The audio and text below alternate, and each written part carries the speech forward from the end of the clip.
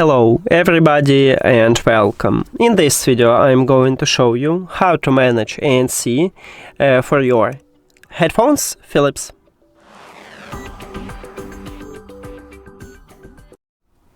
You have to start by open Philips headphones application.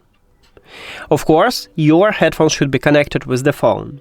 Then you will see the same menu. And right here, the first line we have ambient control. Firstly, make sure that you enable this mode. And now you need to select ANC, because maybe you set it to transparency, so then tap at the ANC. Then press again, and right here we have three modes. So we have high ANC, low, and wind noise reduction. And just select the best one for you. I prefer high, but let's say I wanna swap to wind noise reduction. I just tap at this line, and then, as you can see, we use wind noise reduction right now for this mod. You can also select to low or high, it's up to you. That's it.